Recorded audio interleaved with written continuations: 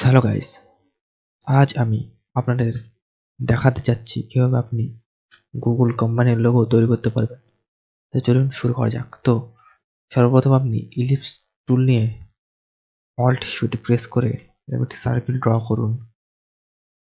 এরপর এটিকে control C and control F press করে অল্ট এবং শিফট ধরে রেখে এটিকে ছোট করুন আর এইরকম সাইজের ছেড়ে দিন।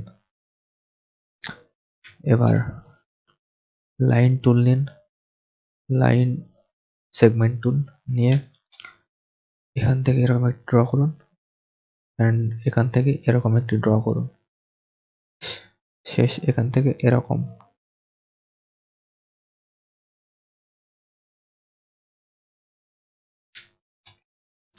এবারে সব করে সিলেক্ট করে পাথ ফিন্ডার ওপেন করে ডিভাইড সব করে সিলেক্ট করুন।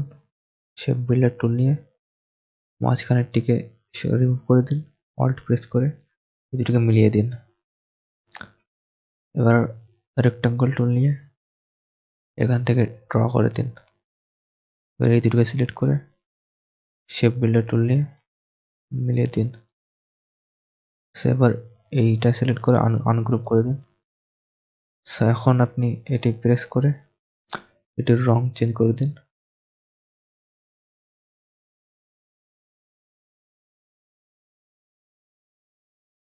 সো দেখুন কত সুন্দরভাবে গুগল লোগো তৈরি করা হয়ে গেছে।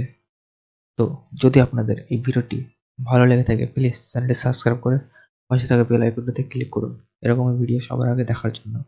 তো ধন্যবাদ ভিডিওটি দেখার জন্য।